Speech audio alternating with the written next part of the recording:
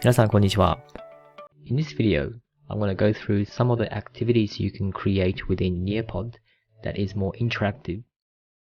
So let's start with quiz. With the quiz, it starts automatically for students and it's all multiple choice. So first question. The second question. And third question. Now, you can choose multiple responses. So let's have a look at how you set up the quiz. Now, once you click on the quiz, you can add the title, and then you can also add the multimedia files if you like. So you can also include audio. So this will be great for things like speaking or listening. And it gives you two choices first, and then you can keep adding answers. Now you can also choose correct answers more than once. And you can also drag and change the order of the question. And you can keep adding questions. It's fairly straightforward. Next one is matching pairs. As the name suggests, it's fairly straightforward. You just match the meaning with the kanji character. So let's have a look at how I set this up.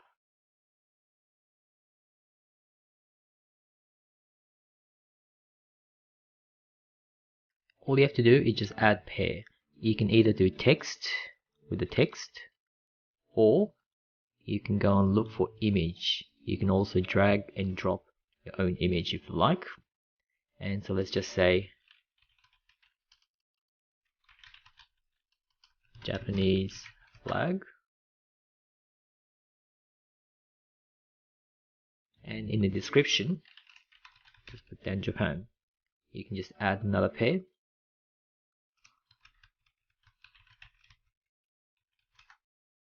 And for Australian flag,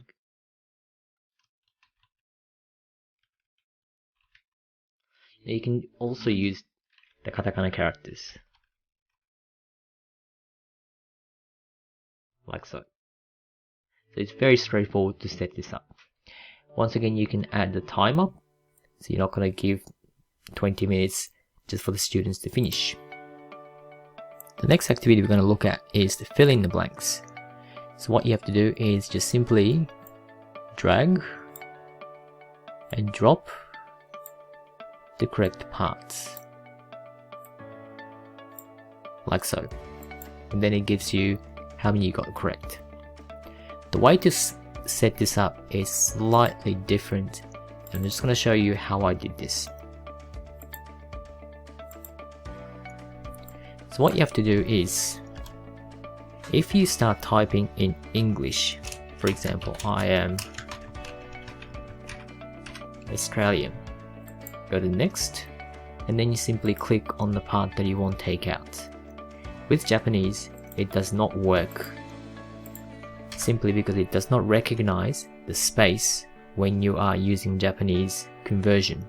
So for example, if I say watashi, then go wa Australia jin desu, and then if I try to make this, it gets treated as an entire character. So to get away with this, to get around this, in fact, is what you need to do is you need to change back to English and then press space. That gets treated as a space.